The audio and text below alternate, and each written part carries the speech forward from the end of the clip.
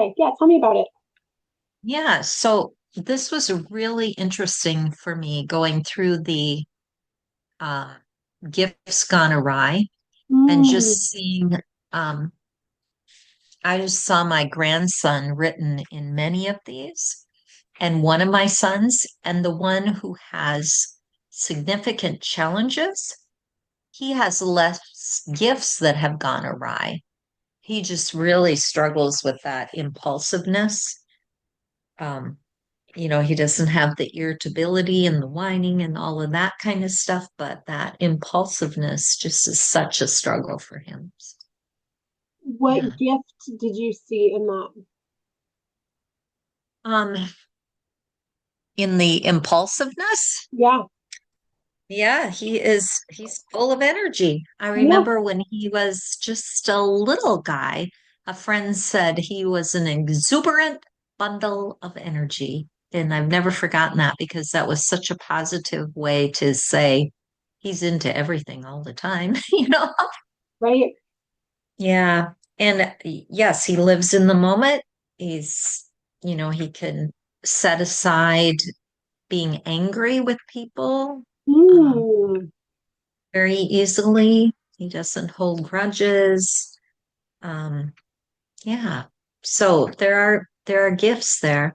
It's just harder for him to stop and think and then to learn from the past. That yeah. just there's probably parts of the brain that don't allow that to happen. So Yeah. But I think the beautiful thing is it can be, and I see myself in that one as my in my own childhood and even into my adulthood that mhm, I think there's a gift in the ability to act quickly to situations that it's needed, you know. mhm. But yeah, yeah, just slow. And actually, we're going to talk about the peace process and sibling conflict today. And I think that's another really good example of it's just so easy to keep moving on in our day, but to like, and I think that's where we can intervene in a healthy way as adults to say, hey, how can we slow down here? How can we come back and return to this? And it's not pleasant to do it, but when you use those ABC affirmations and you can affirm the good gifts, all of a sudden it's not so painful to slow down anymore because you're receiving affirmation when you slow down, you know? So it gives them some dopamine, some that positive. And then as they see the growth in the slowing down, um, there's more affirmations to be had. So, and I see that in my 12-year-old's life because he was very high impulsiveness. It was overwhelming at one point. Like how you get these lies, these toxic beliefs to make you think like this this is how they are and there's no way to get a grip on this, but in God's grace and his economy and the plasticity of our brain, um, there's so much growth that can be had. So I hope that's an encouragement to you. It is. Yeah. So could you just chat a little bit about the reflex, the primal reflex Yeah, thing? I know you mentioned at LER something about it to me, but I yeah, didn't write anything down. And yeah. So primitive reflexes, do you know what primitive reflexes are? I do, yes. Okay. So basically what happens is we all have those primitive reflexes so that we can be born and we can nurse and we can do all the Mhm. things because yes, we are a child of God, but we're kind of a ball of nerves that have a lot of development to be developed, and so you're kind of just all primitive reflexes at first, and then as your brain and your body grows, you get more development and you get to do all the things and the higher functionings of things all the way up to executive functioning is kind of at the top of the pyramid, and that's that piece that allows us to rationally think and plan and put things in order. um, Primitive reflexes would be at the very bottom of the developmental pyramid. And what happens is sometimes our those as you grow and develop, those primitive reflexes essentially should go dormant in your brain because your brain doesn't need them anymore. You don't need to rub your cheek to turn to nurse and suck. You can say, I'm hungry and mommy, can I have a banana? You know, or whatever, go make yourself a lunch. But what happens is even though you don't need that primitive response anymore, if it doesn't properly go dormant, it's still there. And so you still have things or a rooting reflex, and it comes out in a different way. So that looks like kids chewing on Legos or sucking on their shirt or sucking their thumb, long, much longer than you would expect. Um, and it can look like, for my son, I think it was the asymmetrical tonic neck reflex, the ATNR. I think that one is the midline one. And so he had dysgraphia, like you can't write because it's anything crossing the midline, just is hard. So you could see him doing flips and playing on the playground. But if you looked at him, his movement was all very lateral. It was all of this and turning and spinning like this, but there was no this. He could avoid those movements because his brain wasn't integrated enough. It was hard and uncomfortable. So therefore, writing was hard and uncomfortable. And so what we've discovered is there are certain movements. So basically, like if it's the crossbody movement that integrates that reflex, that's going to be hard and they don't want to do that. But you come up with enticing activities to help them engage that body, that sensory response, so that you can engage the brain. And as that you engage that brain body connection, that primitive reflex can then be integrated, or another word is to say go dormant, and therefore your brain's not taking up space with it anymore, and it can move on to what we consider normal activities. And so for my son, that looked like writing was happening and reading was starting to happen. The Moreau reflex is the fight or flight startle reflex. And so what that looks like is really crazy, intense meltdowns and aggression. And so as soon as we integrated the Moreau reflex, you still had a behavioral habitual component that you could go into fight or flight, right? Because like the parents still kind of in fight or flight, the child is, but our life changed within a month of as we integrated that primitive reflex integration, just from doing the starfish, a progressive exercise that integrated that response. So it's pretty powerful. You can assess for it to say, is this retained or is it integrated? And it's a spectrum from being severely retained to mildly retained. And then once you assess for these, and there's lots of them, there's probably about 10 key ones. And so what we're finding is that, for us, we integrated a few of them mostly, and life just got better. And I was exhausted. So we just kind of carried on with life. And I now could parent. I could actually like start implementing the Connected Families framework instead of just putting out, keeping everybody safe all day because we had so many aggressive meltdowns. But what they're finding now, and I'm working with a company called Delta Genesis, and a lot of other parent coaches are too. It's the most affordable, I think the most transparent. Brain Balance Centers of America is another one that has been used. Their model is highly marketing and it's very expensive. We did take our son to Brain Balance when he was a preschooler, Okay. and but they were 3 hours away, and so Oh we yeah. could not continue with any. No, yeah. So they're But finding a lot more virtual capacities supporting you virtually now. Because with okay, any of these things, for any brain integration type therapies, you really need quantity and quality. So you need hmm repetition and frequency. And the hmm only way you can do that is to be doing that at home. You can't just drop some. And that's what I think the occupational therapy system is maybe a little bit like they're kind of like, well, bring your child here. drop them off, we'll teach them, and then try to do these at home the best you can. It's like, no, you really have to be consistent and intense and intentional with it. And so you have people that are,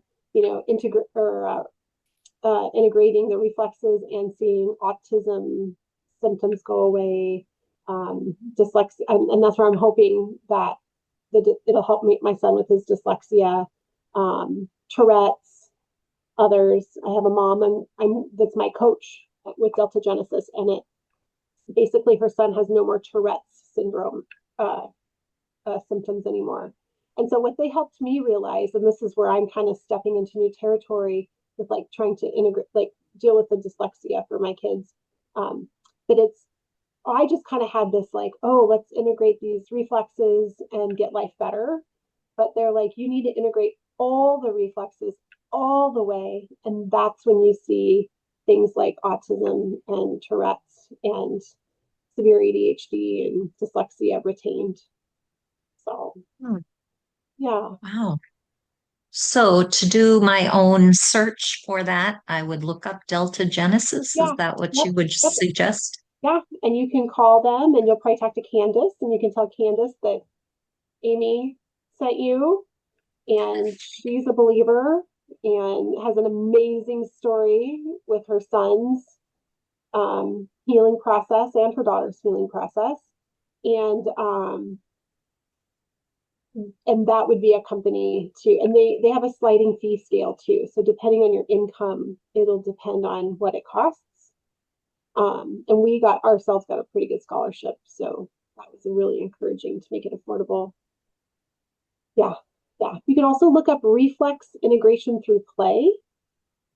It's a set of books by Coca McDonald. I've worked with her personally because I called her and I'm like, I need to meet this lady. And I use those initially to integrate the reflexes on myself. When occupational therapy was not getting anywhere and it wasn't going well, I did my own research and COCA was coming out with those books at the time and I used them and they helped us tremendously. Great illustrations, kind of a basic assessment, but it can kind of, you can get your hands or feet wet with it.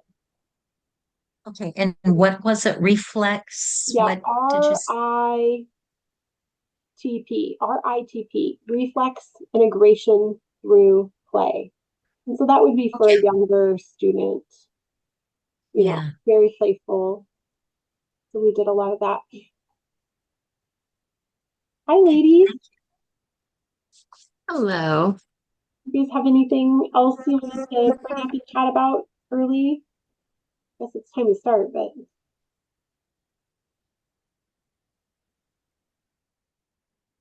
hi, Michaela. Did you have anything early you wanted to chat about, Michaela? Maybe afterwards I can just ask you some Charlotte Mason questions. Sure. Okay. Great. Wonderful. Well, welcome today. So good to have you. I already pressed record.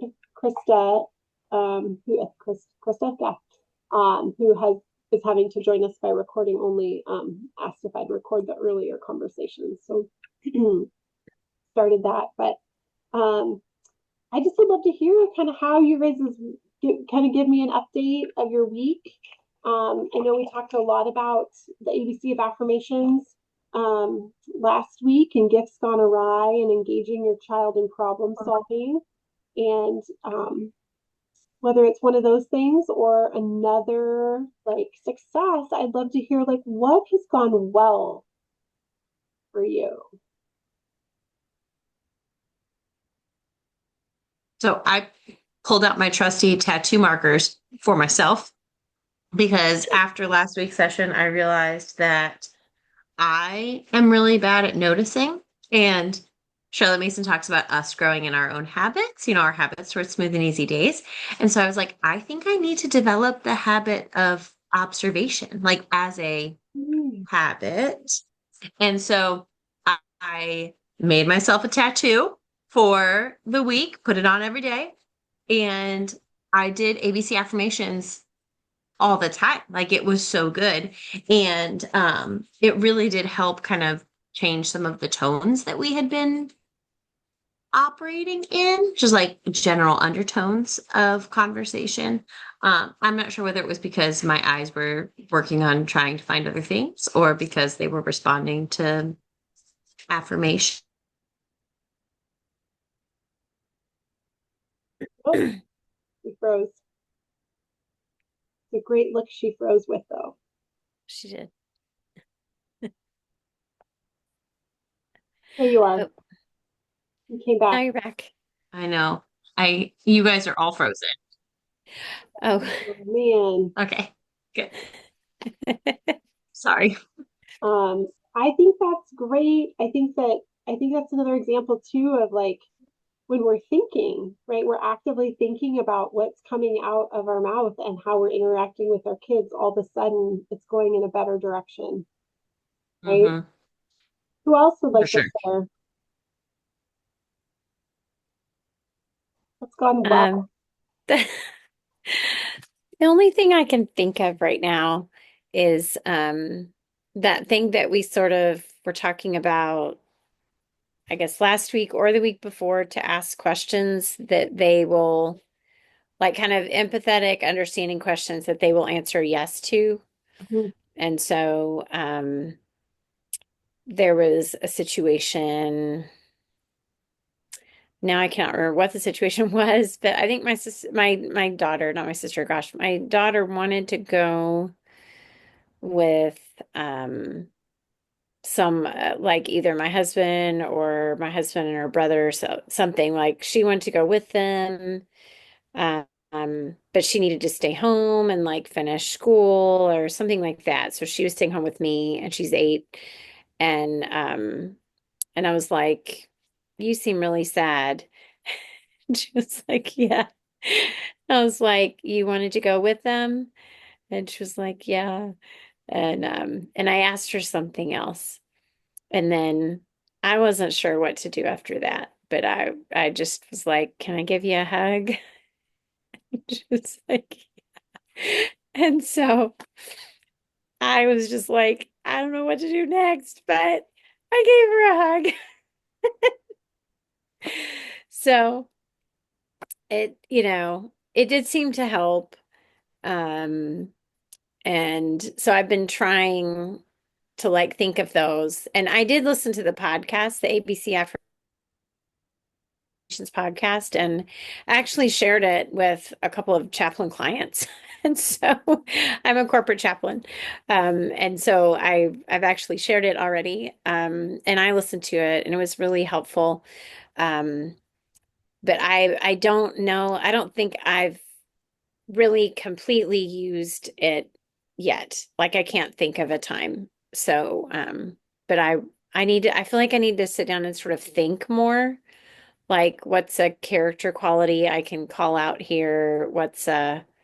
Like I just need a little more time to sort of kind of get ready to use it, like think of a situation and then so, but That's awesome. I mean, I'm those trying. empathy statements, I mean, did you feel the slowing down that happened in that? I did. I mean, she still seemed upset, but it did seem to kind of help her begin to switch gears some, um, And instead imagine of, if that happened you again and know, again and again, yeah, you yeah. know? Well, and hopefully I will be a little more prepared for like what to do next. But, you know, I think I'm getting used to the connected families that like any change in this better direction is good and it counts. And Absolutely. I should say, "Hey, look, I changed something." Yeah, Even if absolutely. I didn't know what to do next. So, When you slow down and you think carefully and you're intentional with hmm, what messages we're communicating to our child, all of yeah, a sudden that takes a lot of self-control and it takes a it lot of does. intentionality and our kids will feel it. Yeah, And it benefits yeah, everyone. And it does. It takes a long time. Like all of these tools take time to develop and grow in us. Just like it's going to take time for our kids to grow and develop a different response to us. And so lots of grace and lots of patience and keep leaning in. And you're right, like creating the space to sit before the Lord and think, okay, what character is it that I want to grow in my fertilize in my kids? What is Mhm. it? And the fact that we don't even know sometimes, doesn't that tell us where we're at? And I know because I've been there, right? I still can do Yeah. like if we don't know, like we can't just pull that out of nowhere. And so to Yeah. ask the Lord, what do you what is here? What is here and where are we headed with this? So I awesome. I almost want to in fact I think I'm going to do this if I can just sit down and like think about it. But I was reading another book about like character traits and they said that typically if you download a list of character traits, there's usually more negative ones than positive ones, like just in any list. And so you may have to do a search for specifically positive character traits. But then I feel like for me, I need to go through and like read the definitions because I know nice is not a character trait, but like for me, sometimes that's all I can think of. That was really nice of you. Like so I'm thinking, maybe I should just like we'll just read a couple of vocabulary words at night when I'm putting her to bed and I'm like, Mommy's learning about character traits. You can learn too. And then maybe we can start to use that. I love that. That's I'd be like, beautiful. oh, courage. We were courageous when we did this, or just to Absolutely. help me increase my vocabulary. Um, And that's exactly I why thought that would help me. Charlotte Mason talks about having living books as our teacher, Hmm. Mhm. right? Because they Yeah, give us ideas. they And do. if they're living, the the the fact that you read it is only the start of it, and then it grows. And every time you Yeah. use it and you see it, that idea grows, and that is a living idea, and that's why we read living books. So Hmm. that is so beautiful. I love that so much. Michaela, do you want to share something good that happened this week? I feel like in general, things have been going better. I don't know what it is specifically, but I know I've been calming down more, like that I go into it without stress. So then if I'm taking care of myself and my I don't know, either outlook on it, like those things I repeat to myself when we get into our spirals, and I stop doing that, then it's more like we have as much time as we need to do this, and this is an opportunity for connection and for teaching how to regulate our own emotions, like hers and mine, and so I guess I've just been more relaxed about it, and I feel like that's getting mirrored with she's able to calm down quicker. I'm doing more affirmations, like when she's getting upset. It's kind of like things like piano practice, like she doesn't want to practice the piano because she wants to play it once, and like messing up upsets her. But I was really playful with her, and like when she like wanted to try again, I'm like, no, you're not allowed to play again, like, sorry, you did it too well. And then like she's like laughing and like playing as long as she could, and I don't know, just trying to like bring more like laughter and connection into most things, and I've noticed her responding well to that. And then before, it was a struggle to get things done. I wanted to get everything done before lunch and still have play breaks and like tend to my toddler and everything. But um, I was so stressed about it. Like, I have to get it done or else I'm like stealing your afternoons. But now that I'm just like, it happens, or if she needs more breaks and we finish like an hour after lunch, that's okay too. And then just by being relaxed, I feel like more often we're getting done before lunch. So it's kind of this, like, she has a sensitive and intense mother who needs to, take care of herself, and then she can learn, hopefully. That's beautiful. That was like 10 things. So many good things going on. I love that playfulness piece. It's so fun when we allow ourselves to get there and just to be okay with where we're at and have fun with it. It's so much fun. And oh, loved hearing that. Sally, did you want to share something with the, I know we chatted earlier on, but do you want to share something with the group that went well for you this week? Sure. I think what resonated in my mind all week was thinking about just going back to the foundation. Okay, where are we at? And is my foundation strong enough? And am I working on building that up so that I can help my children build a foundation that is strong and that will stand? So that has gone through my mind a lot and um, makes me think too about, okay, meeting the primary needs first. You know, we cannot function well if we are hungry or we don't have the sleep. And I can slow. And if it's not accomplished today, it's okay. We will get it in God's timing. So, Good. yeah. I heard a lot of, yeah, what's going on in me. And I heard, um, yeah, what's the toxic belief and the grace-filled truth there? It's good foundation stuff. Well, Sally and I had a conversation early or before everybody got on. And so for Krista, who's listening in, and those of you who came in later, Sally and I had a conversation about primitive reflex integration.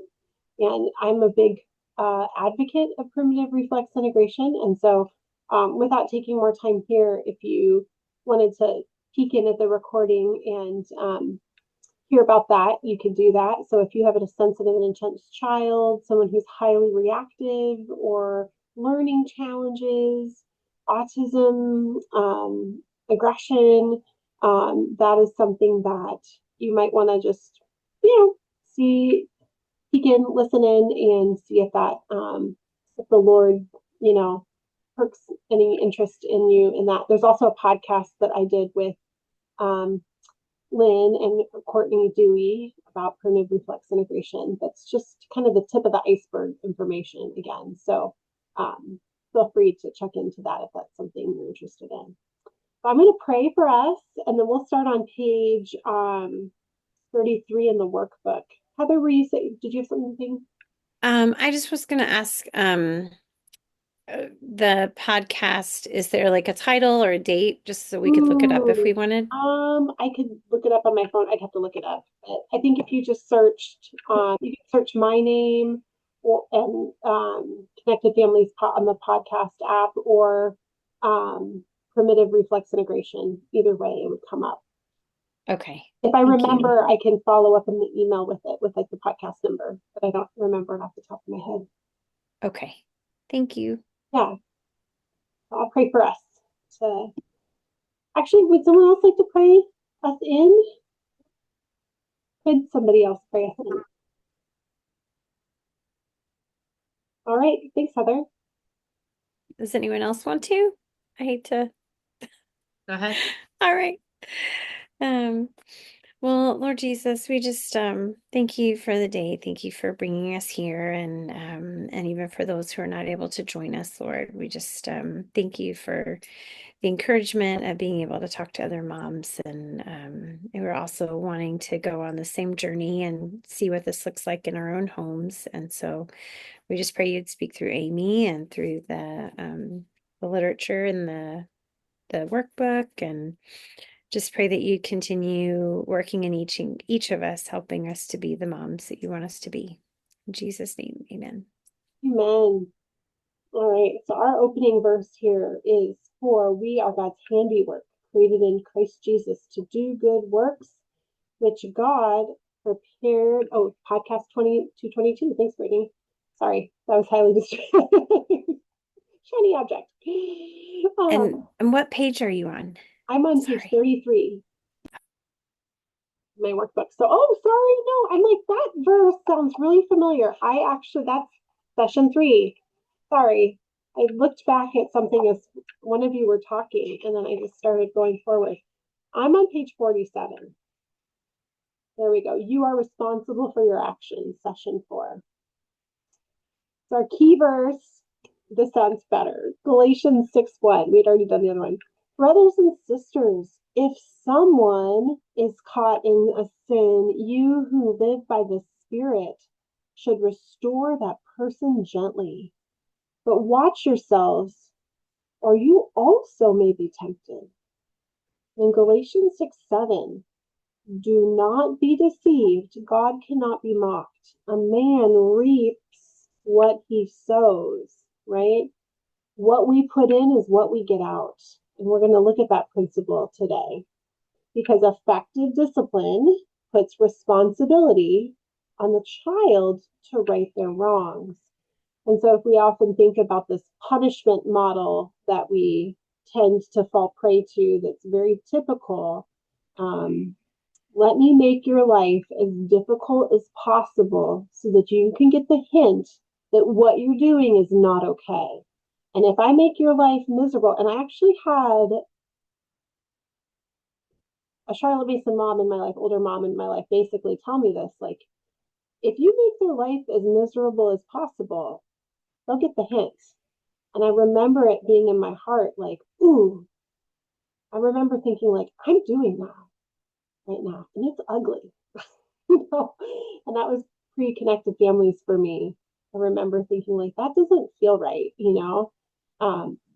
When we are punishing, we're putting the responsibility on who to right the wrongs? On ourselves to right the wrongs. But this idea is that we can begin to equip our child with skills and wisdom to begin to understand that they will, you know, a man reaps what he sows. When you put in restoration and reconciliation into the lives of our children and make them responsible for that, they will learn about reconciliation and responsibility and restoration. Something that we need so desperately in our country and in our relationships right now. Can't we all agree how hard that is and how much it's needed?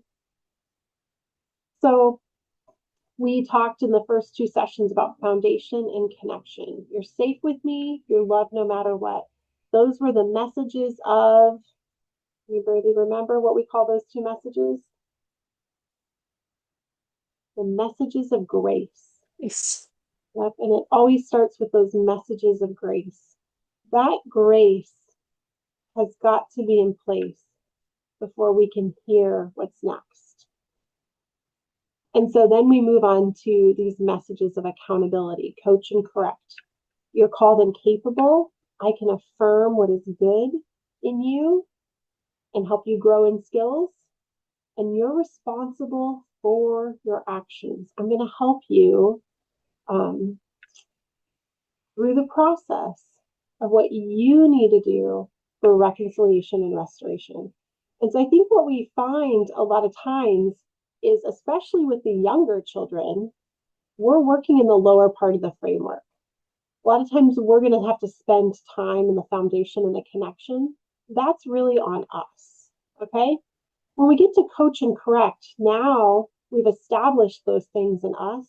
So now we can work with our child to grow what they need in them. But so often we find in young children that there's a lot of coaching to be done. They need to see what's good in them first and what they are capable of first. And then also to grow in skills. Because if we're telling our children, I did this when my kids were little, clean up your room, it's so messy. Well, do they know what that means? Like, is the room so messy that it's overwhelming and they're freezing up? I know when the room's so messy, my kitchen's so messy, I get anxiety and I freeze up, you know, but I have enough skills that I can turn the music on, or I can ask everybody to pick up 10 or 15 things, and all of a sudden it's not overwhelming, and then I can finish up really well. And I've got all these strategies that I've built to clean up my really messy room. Okay, just put a pause on that for a second. You guys may watch it.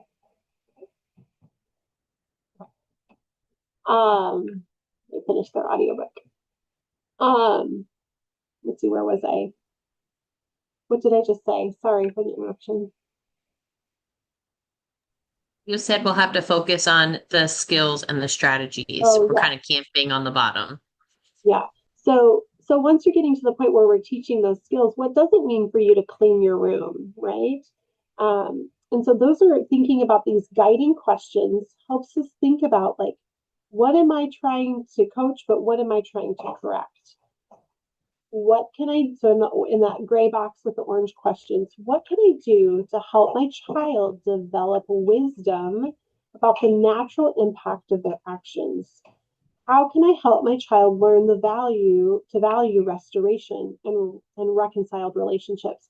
So back in that coach piece, with the clean the room example, do they know how to clean their room? Do they have the skills to clean their room? What do they need help with, right?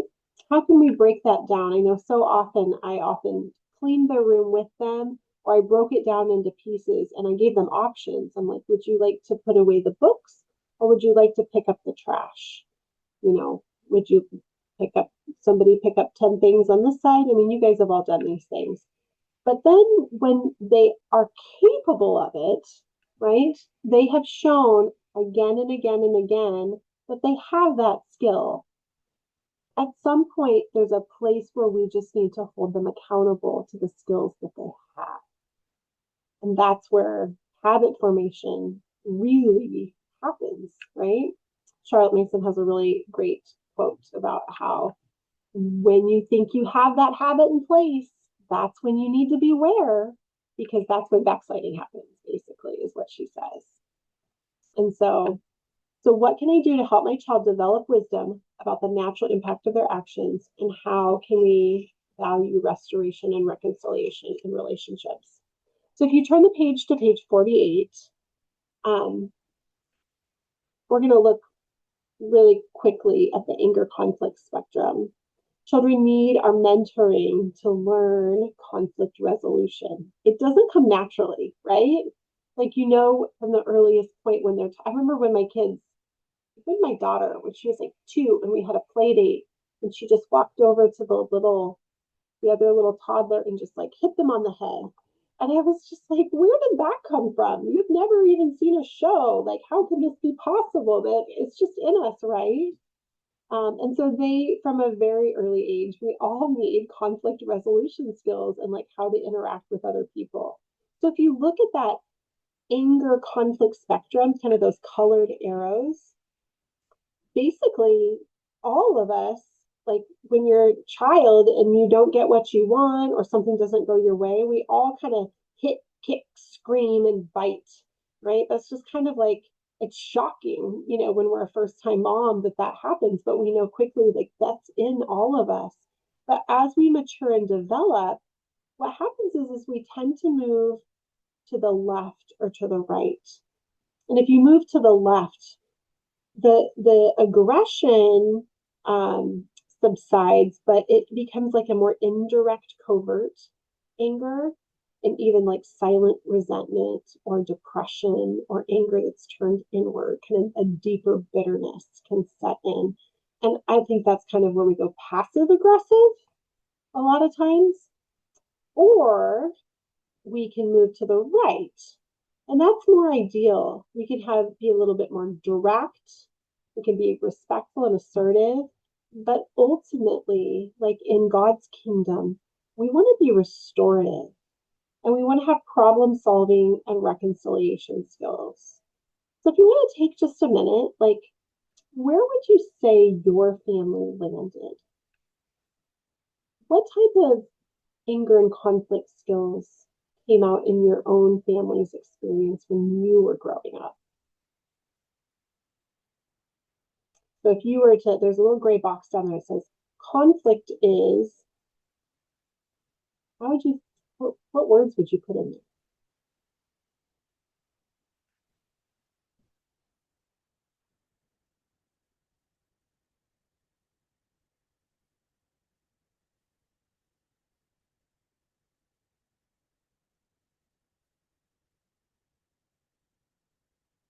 Who would like to share?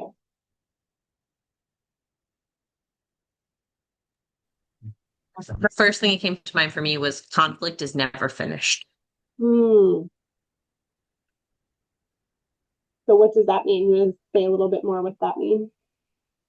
Yeah, I mean, it was a daily, like I grew up in a family that yelled all the time, and just like lots of trauma in my own background too. And in the growing up, there was never completion or restoration. Like you could be forced to apologize, but the slate was never clean. So I tell my kids all the time, like forgiveness means that we choose not to hold this going into the future. We choose to keep no record of wrong out of love, not because we couldn't, but because we're choosing to lay down the right to keep a record of wrong. Um, but growing up, there was always a record. There is still a record. If I talk to my mom, there's always a record. So for me, it was conflict is never out of sight. Yeah. Anybody else want to share? Thanks for sharing that. I will. I grew up in a household that it would have been the opposite of that. In fact, my mom and dad thought it was not right to exhibit any kind of conflict in front of us children. And so, therefore, I did not learn how to resolve conflict, which, is really difficult if you marry somebody that came from a household like yours, Brittany. Um, because I didn't know how to resolve it, and he only knew loud. So, Oh, wow, yeah. Thanks for sharing. So it's really important to know that like our kids are going to need help with this.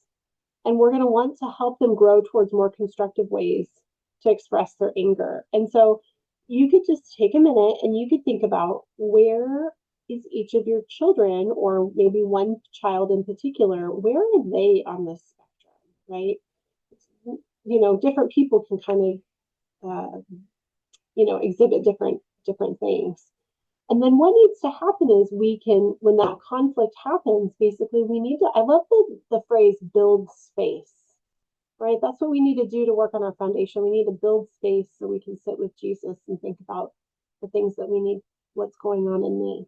We need to build space so we can think about the gifts gone awry and what character traits do we want to affirm in our children. We need to also build space to basically structure a break for our kids when they're upset, right? And begin to ask questions. And that's kind of in the coach. There's a section on, we didn't really get to cover that too much, but building wisdom and responsibility through questions. We can begin to ask them questions to help them relax. Sometimes we can in the right moments, we can be playful. We can offer empathy, all the things that we've been learning, but help them to rephrase their hurtful words or help them to think what they could do differently next time, right? So basically giving them space to say, like, what's going on in you and how could we do that differently? And saying, and a lot of times they might know. I love asking my kids, how could you have done that differently? Giving them the emotional words. There's some great scripts right there that you can look at. But empathizing, and then if they don't know, because I did have a kiddo that did not know and couldn't give me much for we worked for like over a year before we saw a lot of progress. And this kiddo was about 9 at the time, because they just couldn't feel what was going on inside them.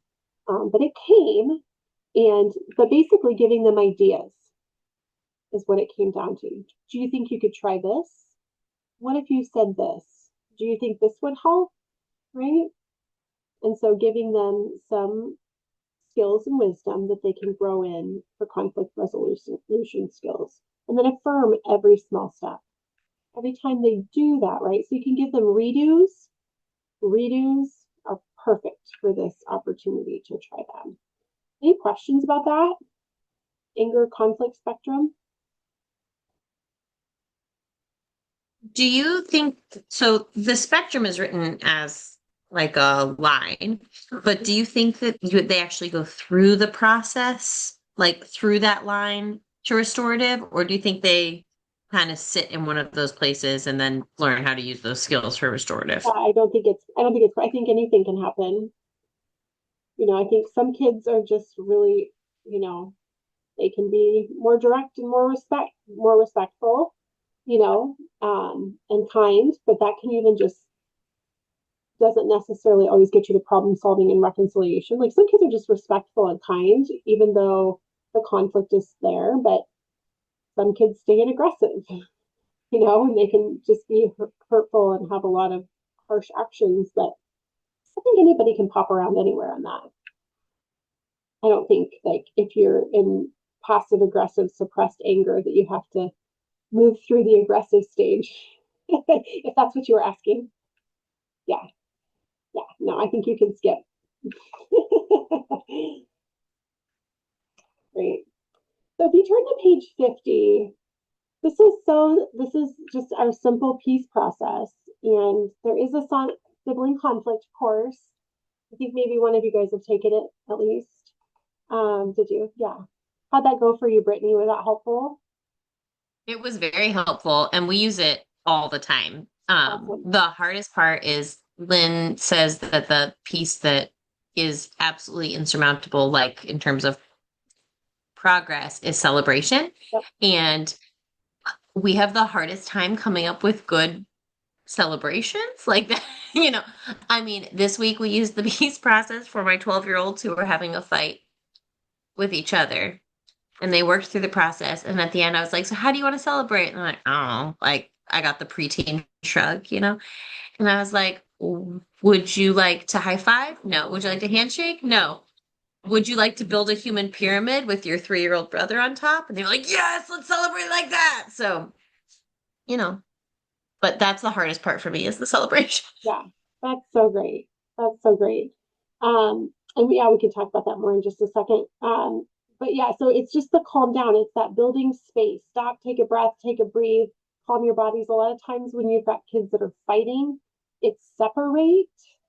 You go in your room and play Legos, and you go upstairs and read a book, right? Facilitating a break. Wow, this is hard. You guys have big feelings right now. Sometimes when it's really big and aggressive, there's a physical, I have to help you separate, but that calm down. So often, I know before I was using this, it's like stop that. You need to apologize. Get over here. Give him that back. Give him that toy back, right? We're trying to like teach them in the middle of like managing their behavior. We don't want to manage behavior. We want to mentor belief. And so every time we stay in our foundation and we have to help them learn about their foundation. And that is calming down and facilitating a break. And then once everybody is calmed down, so that might look a lot of different ways. That might be 10 minutes later. That might be 2 hours later. That might be something that happened in the morning. Now we're going to come back in the evening after dinner. I have even had issues where I just didn't know what to do, and we saved it for the Sunday night family meeting. And that's why I love our family meetings. It helped us like, there is a pattern here. I'm not sure what to do. I need time to think and pray about it. And that Sunday meeting is our catch-all when we didn't, have another place to facilitate empathy. Okay. And so what we're doing in this next phase of the peace process is we're helping each person see what happened. What happens, right? I love that it says, remember to talk to each other, not me. No blaming or harsh words. Like, can you tell your brain? Because we want to say, tell me what happened. That's my default. Tell me I want to know what happened. Can you talk to your brother in a kind way and let him know how you felt about what happened? Now, brother, please listen to him and you'll get a chance next. Okay, this is really hard. We might need to facilitate another break at times, right? If people are upset still. Okay, and I've done that before where we had to facilitate multiple breaks in a peace process. Okay, if we're not moving forward, we go right back. We go right back to calm down.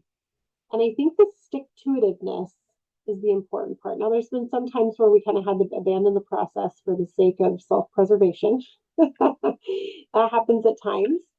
But the fact is that we're moving forward and we're looking for those golden opportunities to help them move through this with unconditional love. So you talk to each other, and we want them to be able to express what they thought. When you took my toy, that's my toy, and that wasn't your right to take that toy. And then the brother gets to say, but so and so gave me that toy. It's not your toy. And all of a sudden we learn that they're confused whose toy it was because they both thought it was theirs, right? So all of a sudden they get to understand that my brother wasn't being malicious to me. My brother actually thought something much differently than I thought. Okay. And so that's hard work right there to facilitate empathy, but to see the other person's perspective. And once we've done that, we can see that there's a problem, right? You think that's your toy and he thinks that that's toy. That's tough. So we need to work, and we have these great team problem solving skills, right?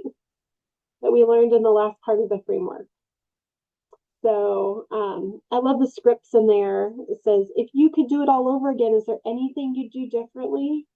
What would you like to say to your brother or sister about that? Do you want to do a do-over? What could help us work better together? You know?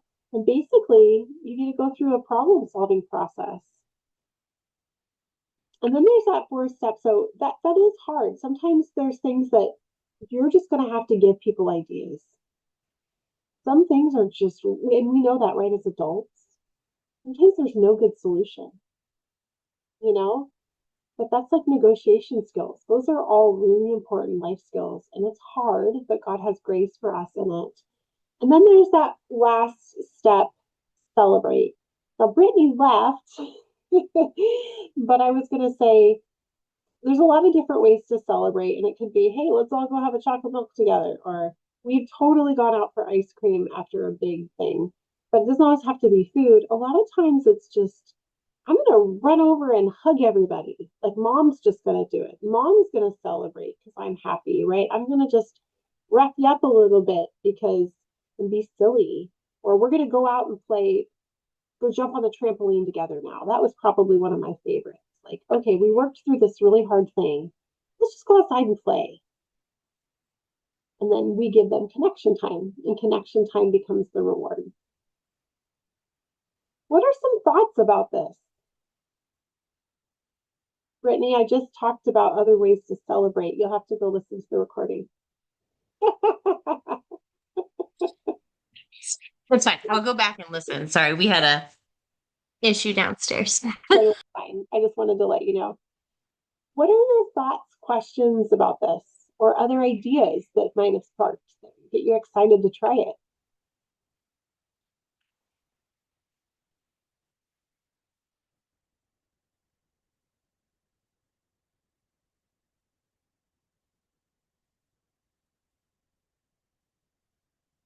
Um,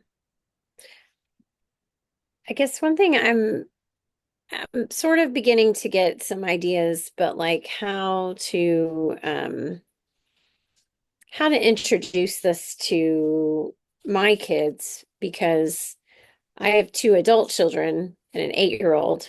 And um so like I also signed up for the sibling conflict course and all that I've done right now is just listen to the videos.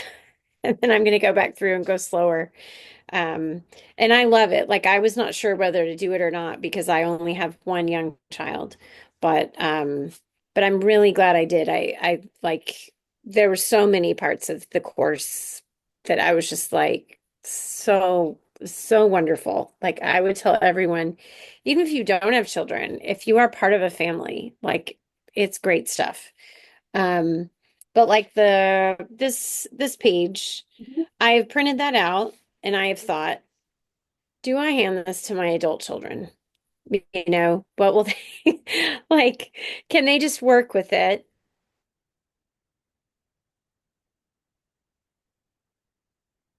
Oh, Rose, it was a tough internet day.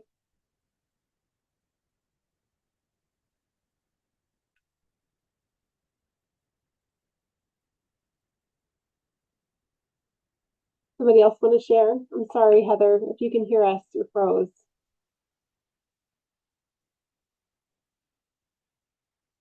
Oh, she dropped off. Does anybody else want to share either something that they are excited about? Oh, there you are. You made it back on. I'm back. Sorry. You were talking about handing the page to your adult children.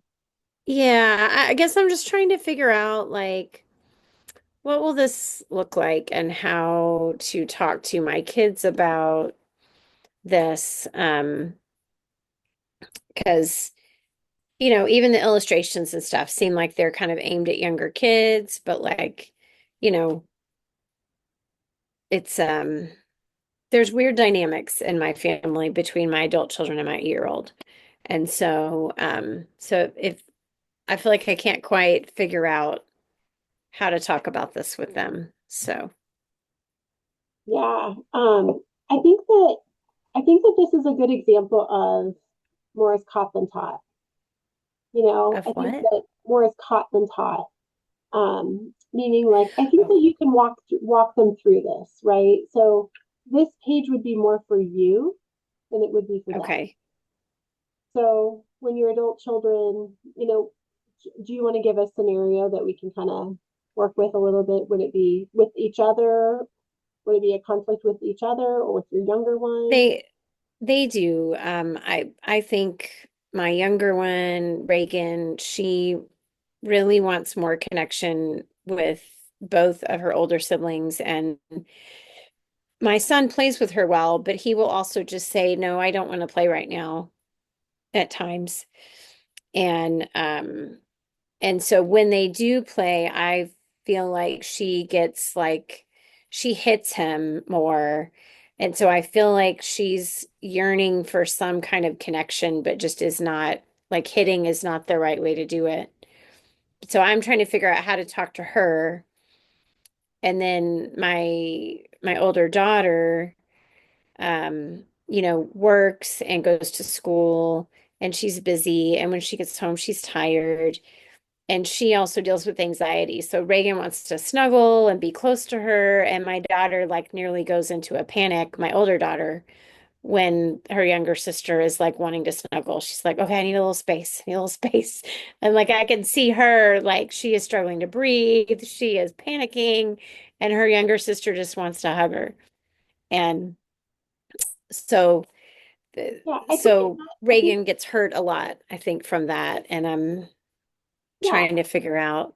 And so I think and that's where I think it takes our work and our energy to anticipate those events or as they're happening, that's where you facilitate a break, right? You say, you walk in and you express empathy. Wow, I see you guys are both having a really hard time. Wow, I see that you're wanting to snuggle and you're overwhelmed right now.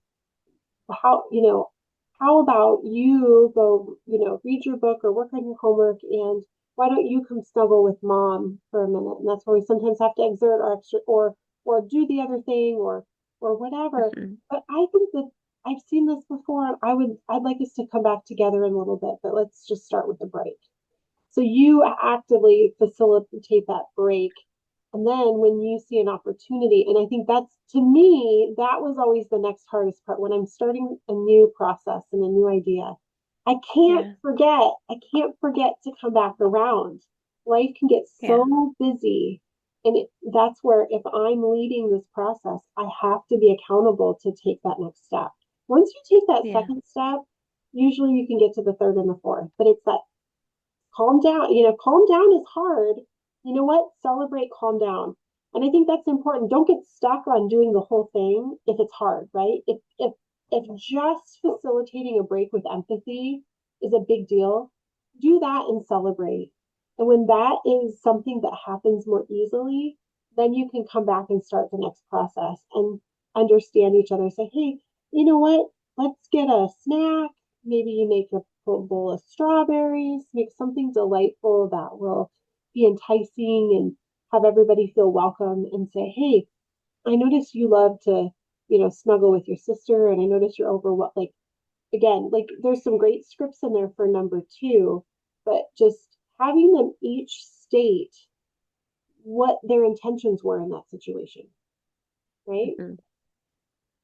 And letting the other person know that this one's going to get a talk and I want you to listen and you'll get a talk Yeah. next, right? Yeah. And then we can see that, especially on something that's reoccurring, although it doesn't have to be, we want to solve that problem and we work through like, well, what do you think? How could we do this again differently next time? You know, if this happens again, what should you say? And we're all of a sudden skill building, right? Yeah. Facilitating solutions and reconciliation. And I think that reconciliation part is I also have found too that for me,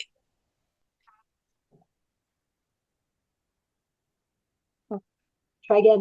There you go. sorry, my internet went bad again. Go ahead. Okay, maybe now. I was gonna say, I found that for me, the follow-up question to the if you could do it again, I think I'm probably frozen again. Am I frozen again? No, I can hear you. Keep going. Uh-oh, we're frozen. Oh, she can't hear us. Can you hear me? Okay. Yep. Keep going. Sorry. Um, the follow-up question for me has been, what do you need to do when you do it again?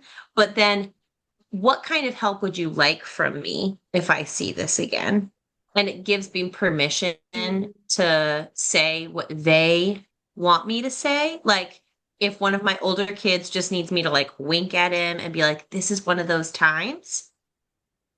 Sometimes he can like remember what his sisters told him previously, as opposed to forgetting what his sister told him previously, right? So I can be like a better coach in the moment. I'm like, help me help you. What do you need to remember this for next time? And that has been a helpful question in our family, and especially with older kids. We had a 17-year-old with us for a while. And so I often had to be like, what help do you need in order for this to go differently next time? It can be help from the youngers or it could be help from me, but I'm available to you. I love that. It's good stuff. That is right good. there. I like that. I wrote that down too. And I wrote down celebrate calming down. Yeah. That really is good. You can ABC affirm that all day long. Yeah. When you calm down, it takes a lot of self-control and it helps us be able to understand each other. Right?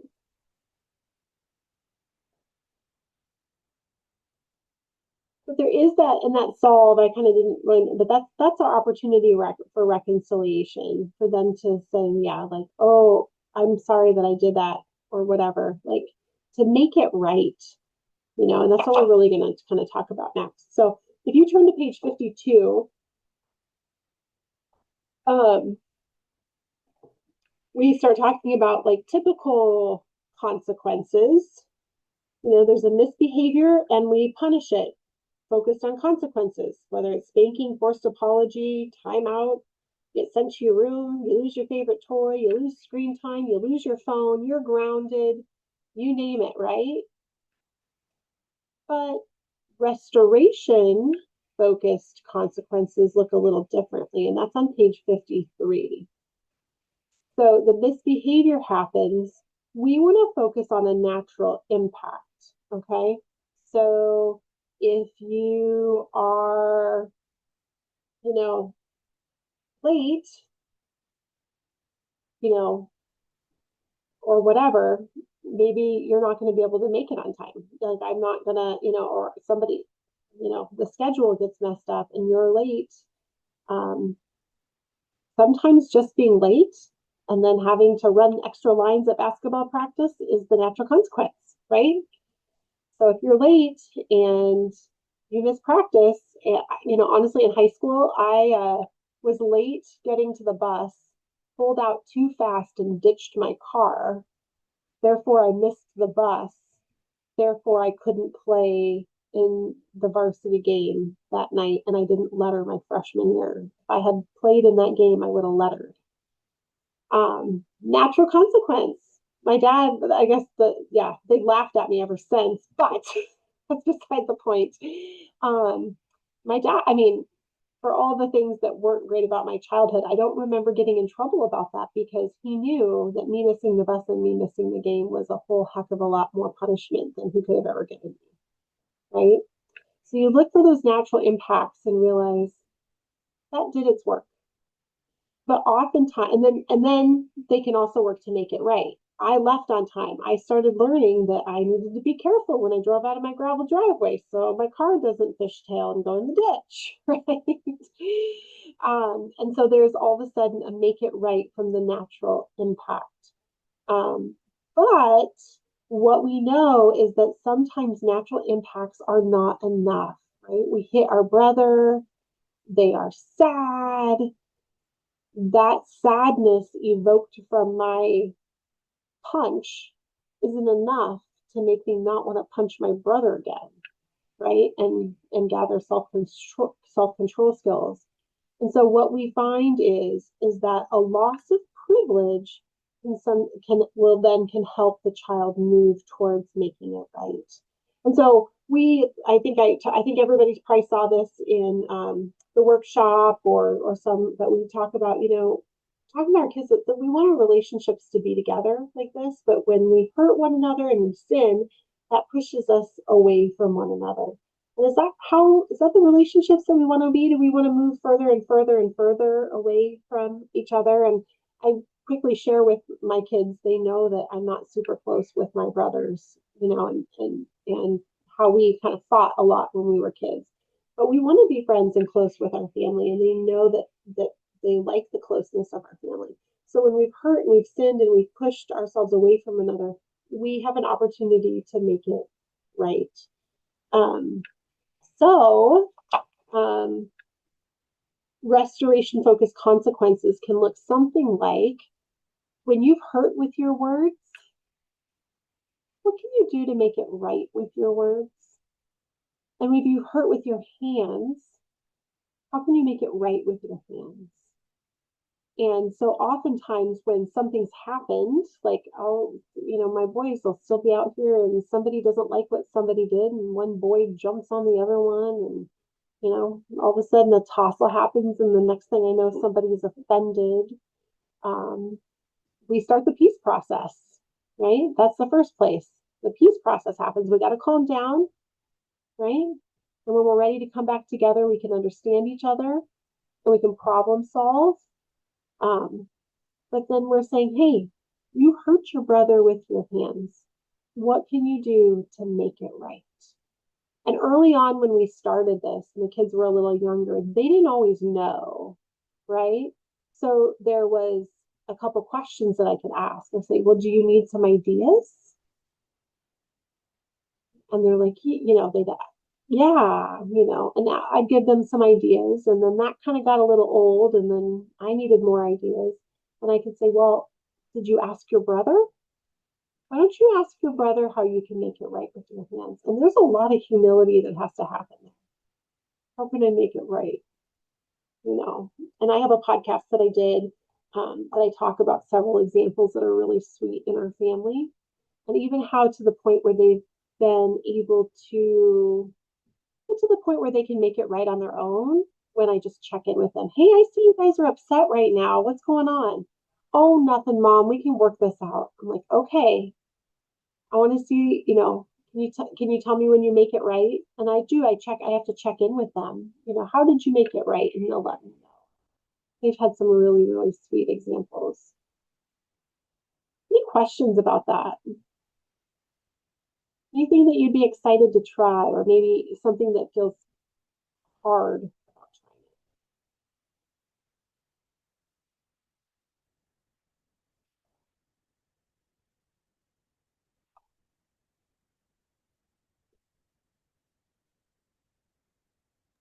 it? If I'm being honest, the thing that feels hard is letting the natural impact be enough. Like, I want the punishment because it feels like Yeah. I have done something.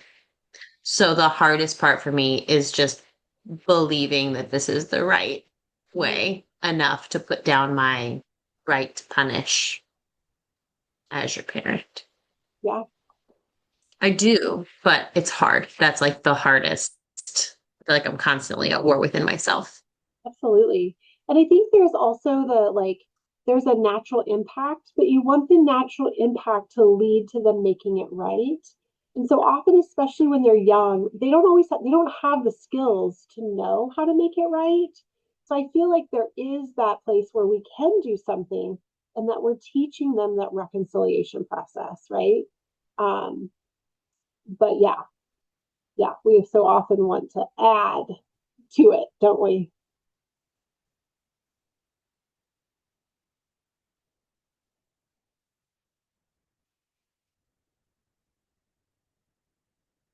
Other thoughts?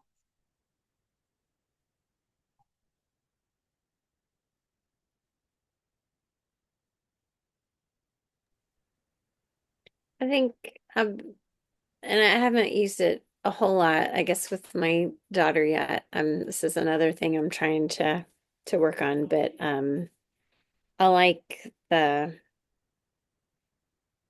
guess for me, I think of it in terms of like stewardship, that God has given us good gifts, right? And they talk about that in the book and in the classes, that not only has he given us hands and feet and mouth and bodies that we can use correctly or to help or to harm, but also character traits, patience or perseverance that might come out as stubbornness or digging our heels in, or you know or having a way with words, and we can use that to help or to hurt. And so I just like the that overall general idea that the Lord has given us all these things that we have, and we can use them, for his glory or to do harm, or in conjunction with sinful behaviors or sinful thoughts or whatever. And so it just makes, I don't know, to me it makes so much sense. I have that feeling like Brittany was sharing too, like I need to make him pay. It's terrible. And I'm like, I hate that, but I know that's also part of how I was raised. It was part of how my parents were raised. It's just like, it's kind of like, you can't just let them run wild, you know, and you're not letting them run wild. You are doing something, but it's just with a different end goal in mind, right? To give them skills that they can always use. Um, and so I don't know. To me, it feels like it will be easier to sit down and explain to my daughter. And we have sort of touched on it, well, you use your words to be mean to Micah, her older brother. Could you use some words to be kind to Micah? What could you say that might be kind? And so we haven't quite gotten into the four or five truths, right? Kind and truths, they call them. But I'm trying to find an opportunity to sit down and talk about that. But it makes so much sense, you know. It feels like it just makes a lot of sense to do that. So, Yeah. And it's not easy. mm-mm. It's not easy. I just remember how patient I had to be and how much time it took to slow down and put aside whatever else was going on. Felt like a war within myself. And I needed God's grace so much to put that as the priority. And then once you do and you see the fruit of it, you're like, oh man, thank you, Lord.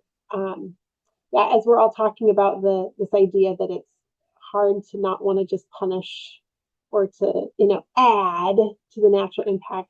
I'm going to read Galatians 6:1 again, and let's hear ourselves in this. Brothers and sisters, if someone is caught in a sin, you who live by the Spirit should restore that person gently. But watch yourselves, or you also may be tempted. Don't preach at me, Amy. Isn't that our temptation, right? It's like God knows. God knows. We are tempted to just want to get in there. Yeah. And gentleness is like the antidote. Like if I can slow down enough within myself to ask myself if I'm being gentle in speech and conduct and attitude, then it resolves all those other things, right? And like, I don't have permission from the spirit not to be gentle. I don't have permission from the spirit not to be gentle. But the war requires me to preach that to myself every time. But yeah, no, you're right. That scripture is exactly that. It's exactly the answer to what we're struggling with.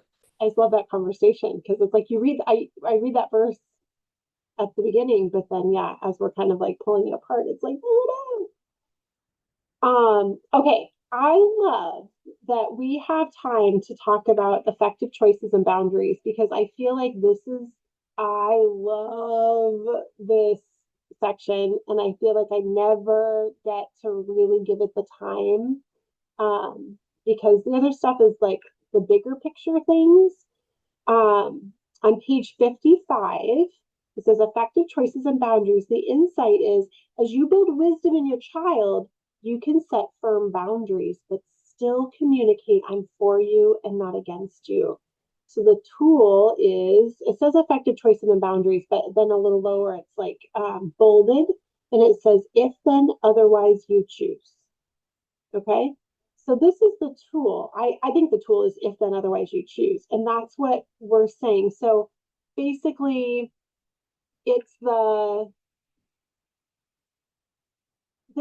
I'm trying to get you to do something, right? So I'm trying to get you to take out the trash. So I know another one is the entitlement course. Has anybody taken the entitlement course? It's a pretty short one. It's really good. And I think the premise of it is easily summed up in that you have responsibility. There's in our house defining what is a responsibility and what is a privilege. And responsibilities always come before privileges. But it's really important. We have to define that. Like, what are our family values, right? It's a responsibility to be kind to our siblings, right? It's a privilege to get to go to soccer practice. It's a responsibility of my son to take the recycling out every day. It's a privilege to get to watch an episode of Phineas and Ferb or whatever when mom's on a coaching call. And so we can begin to see the separation between the two.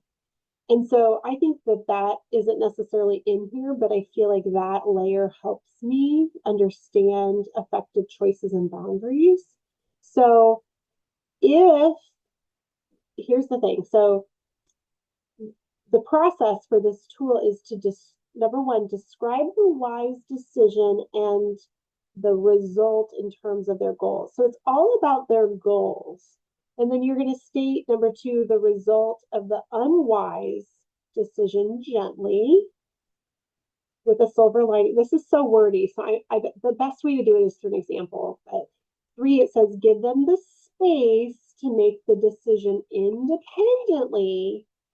That's the you choose. Let me see. I never get to this, so I don't feel like I know the workbook as well. The back side is just 2 scripts. So there's just 2 scripts that they give you there. But let's say for today, it was if you get your chores done and you listen to your audiobook, then you may watch an episode when those things are done. Otherwise, you'll have to hold off onto the episode for another day when your responsibilities have been taken care of. Does that make sense? If you get your room cleaned and your book read, then we may go to soccer practice when it's time. Otherwise, we'll need to wait for you to finish your schoolwork and your chores before we go. Does that make sense? So often, and what's key about this is that you have to stay in your foundation, and we're stating the wise choice first. This can so easily move into a threat or a punishment. If you don't get your room cleaned up, you can't go to soccer practice. If you don't put away the dishes and read your book, then you can't watch a show during my coaching call. right? Same thing. I'm saying the same thing. But the difference is the message that I'm communicating to my child. In one, I'm managing their behavior, and the other one, I'm mentoring belief, right? It's so helpful that you put away the recycling every day. When you get that done and you get your story read, no problem. You get to watch that episode you've been wanting to watch. I'm so glad you get to do that. Questions about this? And then I'd like you guys to each try one before we go today. Yes. I feel like this can only happen in that calm space. Like they The have to foundation. already be regulated in order to receive this. So in your practice, like I feel like I would only resort to this tool when I had tried other things or they had been delinquent at something or dawdling at something. Okay, well, if this happens, then we can, do this other thing. But by that point, if they've already been dawdling, I feel like we've probably already progressed past the calm space. So where in your life does this tool happen? Every day. And you're right. The foundation in the calm space has to happen for you in your foundation, right? Because how you deliver this, like I said, depends on if you're managing behavior or mentoring belief. Okay. So the child can be upset. I have a 9-year-old, and I think I've been sharing with this each week. That's like, you're wrecking my life. You make me work so much. Like we have like major drama. And it's so funny because he's the sweetest kid on the block. I'm not sure where the drama is. We're kind of working on that and just maybe needing some extra connection right now from long summer days and being out of sync with routine and just maybe, needing some more connection. But meanwhile, when it's time to do normal chores, we kind of have drama. And so very dysregulated. But I can still say, oh, I can offer empathy, right? Wow, you look really upset. I'm so sorry. Do you need a hug? How about a snack? Okay. But yeah, we're still gonna, put the dishes away. Do you need a little help with that? We can offer these things. We can decide. And here's the thing: is this a skill building? We asked the other question, like, is this a skill building thing?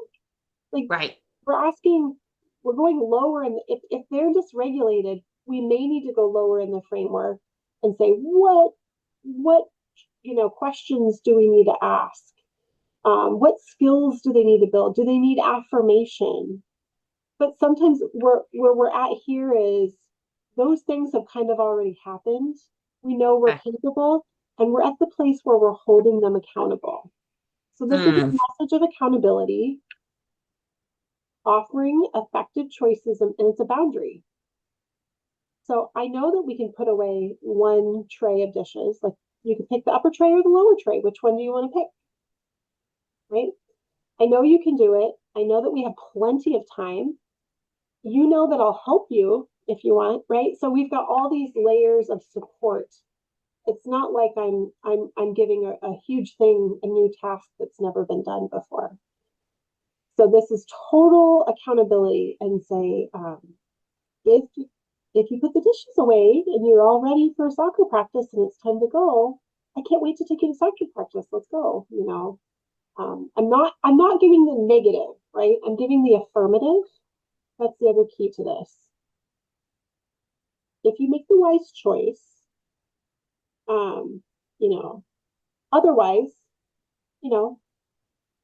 we can seems like you're kind of tired and maybe we need to stay home and rest from soccer practice, right? You choose, and then it's a you choose.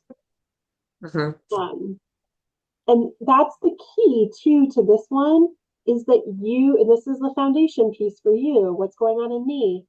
Can I be okay with whatever they choose?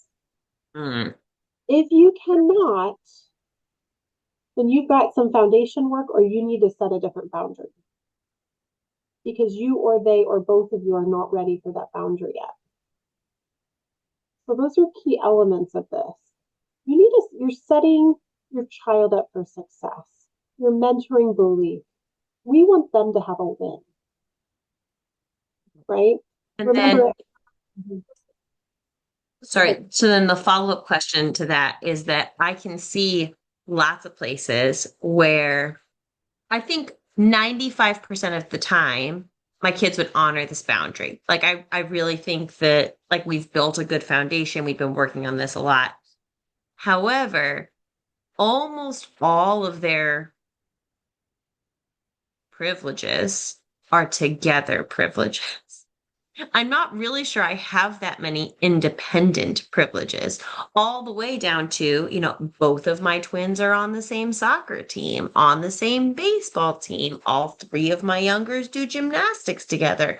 So, do you uh do you hold the boundary like if one child is not ready, do you lump all of the other kids to lose that privilege with them? Or there do you can be decide to do it and just remove that one? you Like, can how do you? soccer practice and one child can sit in the car, Okay. and finish I've had many like a struggling reader, we're setting a very doable task or leftover schoolwork and say, if you're going to go to baseball, then you'll need to get, if your schoolwork's done, then you may go to baseball. Otherwise, we'll have to hold back. And oftentimes, if there's just a little bit left, because this is a just right challenge situation too, right? What's the just right challenge? That child, especially a dyslexic who's really struggling, I want to give them every opportunity to have a win.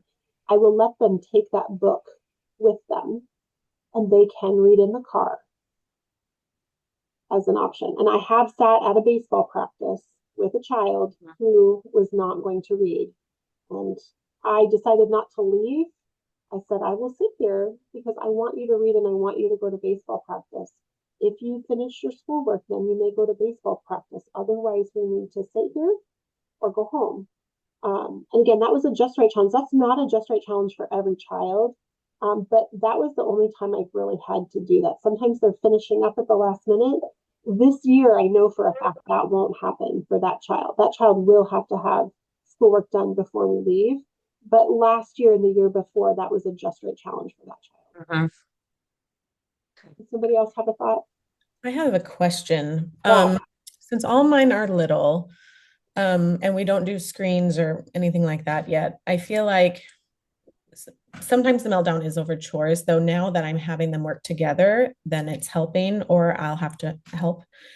But my thing is like sometimes we do the fun thing, which I would consider a privilege early in the morning. Like we get to swim at a friend's house, but then it throws off our schedule and then they're tired. And then after lunch, they're like, right.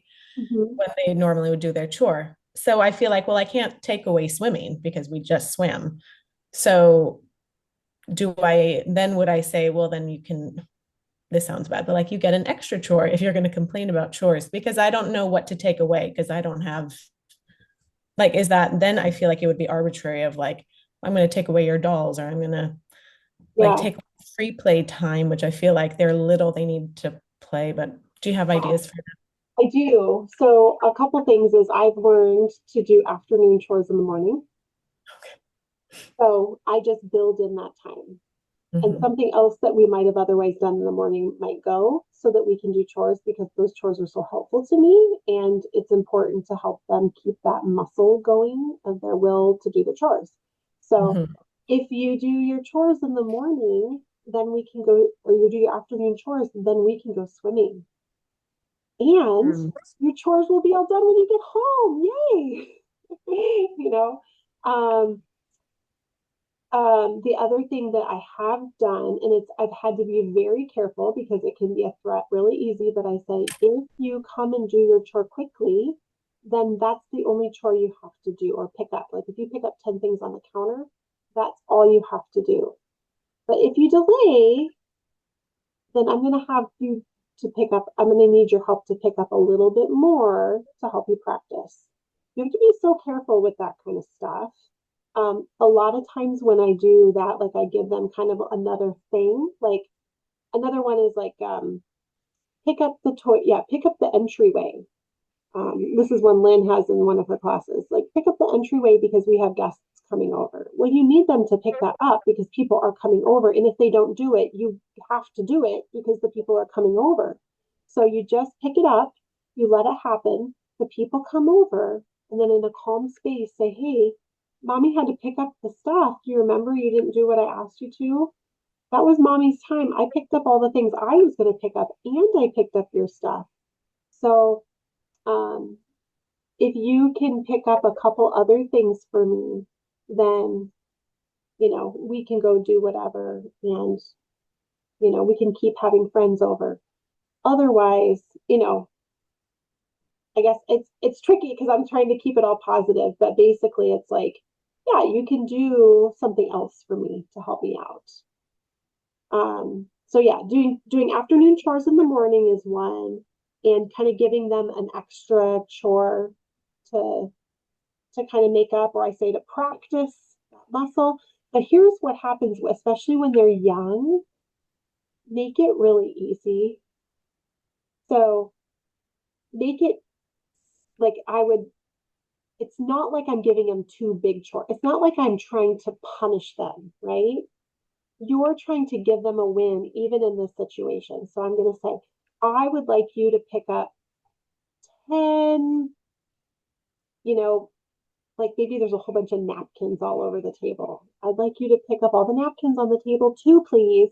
And it's super easy for them, so they feel like, oh, that's all? Okay, fine, I'll do it. And you made it easy, but you showed them that I'm holding you responsible for what we had talked about. Does that make sense? You have to it has to be a just right challenge, and you're wanting them to be held accountable, but in a way that honors them and where they're at. So don't worry about if it's easy. What you're focused on is mentoring belief and helping them exercise their will. And I think that becomes a really interesting conversation about the will. And the will needs to be refreshed at times with ideas. And that's what we're doing here, is we're giving them ideas. If you do this, then this can happen. Otherwise, we won't, this other thing that we don't want is going to happen. So what do you want to choose? It's an idea. It can be negative or it can be positive. It can feel like a just right challenge, or it can feel like a total defeat that causes a battle and a meltdown. Mm-hmm. We have an opportunity to think about what we want to present to our kids. Mm-hmm. Okay, so I totally took all of our time. But I'd love for you guys on your own on page 57 to write an if then otherwise you choose, and it kind of has blanks to help you walk through it. So if you do that and you give it a try and it goes well, I'd love for you to email me and tell me about it. I'd be super excited to celebrate with you. Real quick to wrap up, because I know we're past time. Share with us your takeaway.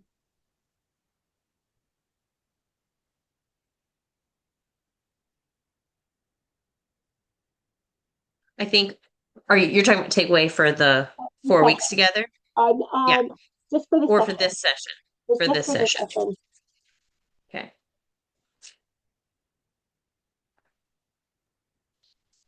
I think for myself, it is, I really need to create the space so that I can think through rather than just react, and be more intentional. And I feel like you've helped me gain some tools for that. Praise the Lord. Thank you.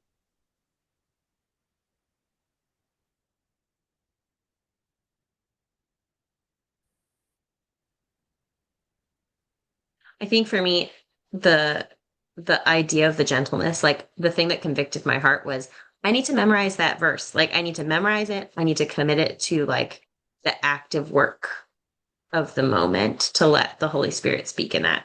I'm not naturally gentle. And so I think for me, it is how do I embody gentleness in this part?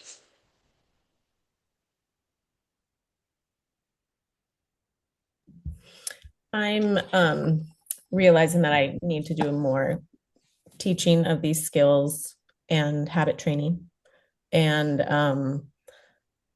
also offering help, just not assuming that everything is a defiance, that maybe they're not understanding how to do something. And then when I'm not assuming that attitude towards me, then I think it'll go better.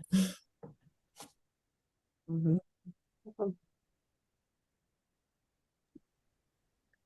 Um,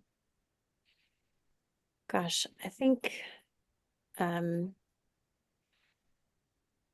I'm also really struggling with trying to like have time each day to just kind of take, a page or two at a time and just like really think through, how can I implement this or what situation can I use this in? And so I need to continue working on having some time, if it's not daily, just at least a few times a week somehow. Um, and and then just really being I guess celebrating for myself anytime I do something different, even if, like I said, I only get through one step. Just doing something different, of thinking something different, or even saying something different, that's more along these lines, that's an improvement over something I've done in the past, to just Mhm. say, hey, look, you did something. and, and just kind of have my own little personal celebration. So because that's tough for me. So That's great. I need to keep working on that. Yeah. Absolutely. That's wonderful. Thank you for sharing. It has been such a privilege to walk alongside you ladies in this process and get to hear all the good things. I feel like this has been a really neat space. This has been a first for me with a small group, and I feel like it's been really special. I hope you feel the same way and that you've been able to take a lot away. Um, I will send a follow-up email with this video in it. And I think I mentioned it before also that just as I offer anyone who's gone through a coaching package with me, I'm kind of considering this a coaching package in its own right. And so follow-up sessions after that are just $75 if you wanted to talk through any of these things, if you wanted to just bring like a certain challenge or pattern that you've been facing and you want to walk through the framework together because now you have spent time in the framework. And so we have kind of this common language and we can kind of pull up some of these tools and work with them again as needed. I know some people have asked about like homeschool consults and like implementing homeschool principles. I love doing that as well, and that's just kind of in that same realm too. So those are all game. You can reach out to me for that if that's something that you'd like. I absolutely appreciate like referrals. I just have a profile on the Connected Families page. I haven't put any time into like a website or anything like that because I'm homeschooling my own kids and I have a pretty small practice. And so I just go off of referrals. So if you can think of anybody that you feel like would benefit from coaching or would like to do a small group, please share my information, and I am really grateful for that. I'm going to send out like a feedback form that you guys can share, and if you want to give any thoughts that I can, words of, quotes or suggestions about how this space has been for you, that's always helpful. And then I'd love to hear your kind of overall takeaways too. So I know that all those things take time to write, and so if you choose to do that, I'm really grateful because I love to hear what God's doing in your life. So that being said, is there anything else that we've asked, thoughts, questions? And I'll pray us out. It's been a real joy, ladies. Really grateful. I've been super blessed by this. Thank you so much, Amy. This has been a great experience. So glad. Heavenly Father, thank you so much for this space. Thank you for the time and all the different, we just, with open hands, just say thank you for what we were able to cover and the way we were and the conversations and the ideas and the processing. And it's all yours. It's all yours. We give it all to you. And we just ask you to continue to cultivate our hearts. And would you help us with our schedules?